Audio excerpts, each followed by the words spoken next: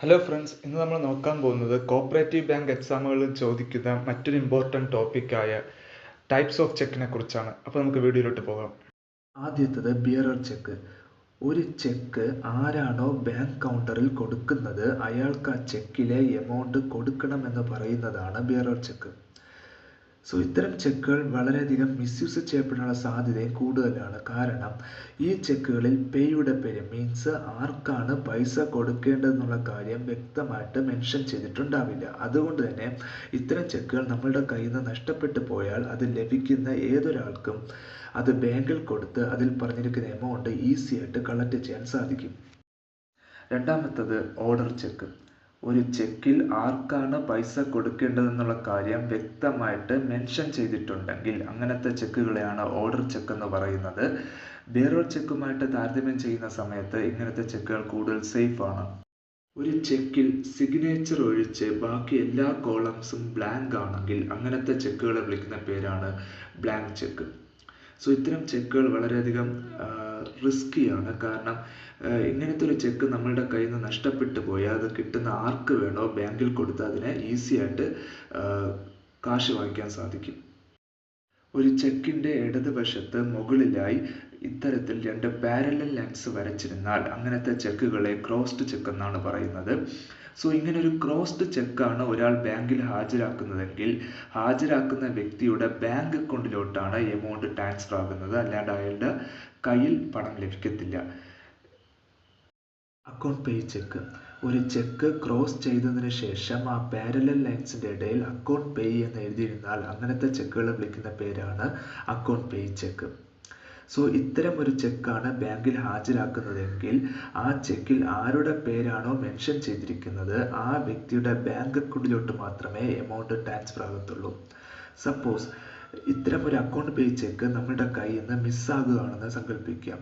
ഇത് വേറെ ആർക്കെങ്കിലും കിട്ടുകയാണ്. അയാൾ അത് ബാങ്കിൽ കൊടുത്ത് കാശ് വാങ്ങിക്കാൻ ശ്രമിക്കുകയാണ്. അയാൾ ആ ചെക്ക് ബാങ്കിൽ കൊടുക്കുന്ന സമയത്ത് ആ ചെക്കിൽ ആർക്കാണോ പൈസ കൊടുക്കാൻ പറഞ്ഞിരിക്കുന്നത് അല്ലെങ്കിൽ ആ ചെക്കിൽ ആരുടെ പേരാണോ മെൻഷൻ ചെയ്തിരിക്കുന്നത് ആ വ്യക്തിയുടെ ബാങ്ക് അക്കൗണ്ടിലോട്ട് മാത്രമേ എമൗണ്ട് ട്രാൻസ്ഫർ ആകത്തുള്ളൂ. അല്ലാതെ ബിയറർ ചെക്കിനെ പോലെ ചെക്ക് കൊടുക്കുന്ന വ്യക്തിയുടെ കയ്യിൽ പൈസ കൊടുക്കത്തില്ല. Post dated cheque. ഒരു ചെക്കിൽ ഫ്യൂച്ചർ ഡേറ്റ് ആണ് വയ്ക്കുന്നതെങ്കിൽ അങ്ങനത്തെ ചെക്കുകളെ വിളിക്കുന്ന പേരാണ് post dated cheque. Ante dated cheque. ഒരു ചെക്കിൽ പാസ്റ്റ് ഡേറ്റ് ആണ് വച്ചിരിക്കുന്നതെങ്കിൽ അങ്ങനത്തെ ചെക്കുകളെ വിളിക്കുന്ന പേരാണ് ആൻറ്റി ഡേറ്റഡ് ചെക്ക്. എക്സാമ്പിളായിട്ട് പറയുകയാണെങ്കിൽ ഇന്ന് ജൂലൈ 25-ന് ഒരു ചെക്ക് കൊടുക്കുകയാണ്. പക്ഷെ ആ ചെക്കിൽ വച്ചിരിക്കുന്ന ഡേറ്റ് എന്ന് പറയുന്നത് ഏപ്രിൽ 1-ആണ്. ഇങ്ങനെ പാസ്റ്റ് ഡേറ്റ് അല്ലെങ്കിൽ പ്രീവിയസ് ഡേറ്റ് വച്ചിട്ടുള്ള ചെക്കുകളെ വിളിക്കുന്ന പേരാണ് ante dated cheque. Self cheque. ഒരു വ്യക്തി തൻ്റെ അക്കൗണ്ടിലുള്ള പൈസ വിഡ്രോ ചെയ്യാൻ വേണ്ടി ഉപയോഗിക്കുന്ന ചെക്കുകളെയാണ് സെൽഫ് ചെക്ക് എന്ന് പറയുന്നത്. Travellers check. വിദേശ രാജ്യങ്ങളിൽ യാത്ര ചെയ്യുന്ന ആളുകൾ പണമിടപാടുകൾക്ക് വേണ്ടി ഉപയോഗിക്കുന്ന ഒരുതരം ചെക്കാണ് ട്രാവലേഴ്സ് ചെക്ക് എന്ന് പറയുന്നത്. സാധാരണ ചെക്കുകളിൽ കണ്ടുവരുന്ന 3 മന്ത് വാലിഡിറ്റി പീരീഡ് ട്രാവലേഴ്സ് ചെക്കിന് ബാധകമല്ല. ഇനി ട്രാവലേഴ്സ് ചെക്ക് നഷ്ടപ്പെട്ടു പോയാലും നമുക്കവ ഈസി ആയിട്ട് റീപ്ലേസ് ചെയ്യാൻ സാധിക്കും. Stale check. ഒരു ചെക്കിൻ്റെ കാലാവധി എന്ന് പറയുന്നത് 3 മാസമാണ്. ഈ 3 മാസ കാലാവധി കഴിഞ്ഞ ചെക്കുകളെ നമ്മൾ വിളിക്കുന്ന പേരാണ് സ്റ്റെയിൽ ചെക്ക് എന്ന് പറയുന്നത്. Mutilated check. ഡാമേജ് ആയ ചെക്ക് അല്ലെങ്കിൽ കഷ്ണങ്ങളായ മുറിഞ്ഞ ചെക്കുകളെയാണ് മ്യൂട്ടിലേറ്റഡ് ചെക്ക് എന്ന് പറയുന്നത്. ഇത്തരം ചെക്കുകളെ ബാങ്ക് റിജക്റ്റ് ചെയ്യും. Truncated check. ഒരു ചെക്കിൻ്റെ ഡിജിറ്റൽ ഫോമിനെ അല്ലെങ്കിൽ ഇലക്ട്രോണിക് ഫോമിനെയാണ് ട്രങ്കേറ്റഡ് ചെക്ക് എന്ന് പറയുന്നത്. NI ആക്ടിലെ സെക്ഷൻ 6 ക്ലോസ് ബിയിലാണ് ഇത്തരം ചെക്കുകളെ കുറിച്ച് പറഞ്ഞിരിക്കുന്നത്. ഡിസ്ഹോണേർഡ് ചെക്ക്. ഒരു ചെക്കിനെ ബാങ്ക് റിജക്റ്റ് ചെയ്യുകയാണെങ്കിൽ അതിനെ വിളിക്കുന്ന പേരാണ് ഡിസ്ഹോണേർഡ് ചെക്ക് എന്ന് പറയുന്നത്. NI ആക്ടിലെ സെക്ഷൻ 138 ഡിസോണേർഡ് ചെക്കിനെ കുറിച്ച് പറഞ്ഞിരിക്കുന്നത്. പല കാരണങ്ങൾ കൊണ്ടും ഒരു ചെക്ക് ഡിസോണേർഡ് ആകാം.